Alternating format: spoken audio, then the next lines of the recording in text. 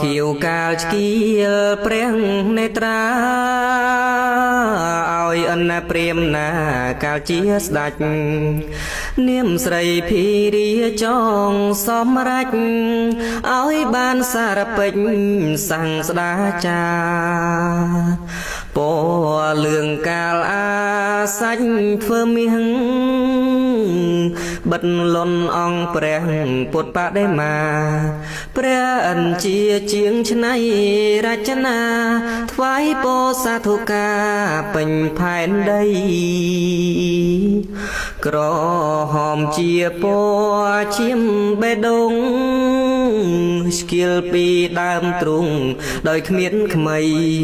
បិណ្ឌពើពួរខំព្រះចានីគង់រួជីវីជាស្បាយទៅពសឲ្យទៀនដំរិសមង្គលបវមានឆ្អិនចៅត្រូវរៀបន់ដេញមិនឲ្យនៅព្រមទាំងកូនចៅភរិយាណាហងបាទលោហិតសាច់មាំងសាំងអាសាញ់ខ្លួនតាំងដូមានដាកាលយ៉ាងវាចាប់បរិភោគក្តាជីវិតមេដារួវឹងក្មៃផ្លេកពនរាយកាលជាទន្សាយ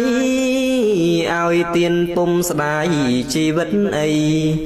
លោតចូលភ្នួភ្លើងពុំថាអ្វីឲ្យជាចំណៃអនព្រាមណាកាលដែលបានត្រាស់ជាព្រះពុទ្ធជាមកុដត្រៃភពក្នុងលោកកាពណ៌ទាំង6នេះសោតណា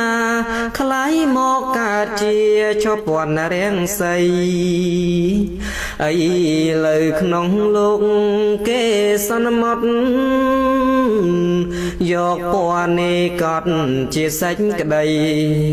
ហៅតុងសាសនាព្រះចិនស្រីពៀពេញផែនដីផ្ទៃពោធិធា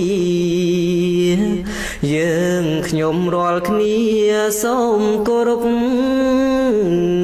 វន្តាចំភពតុងសាសនា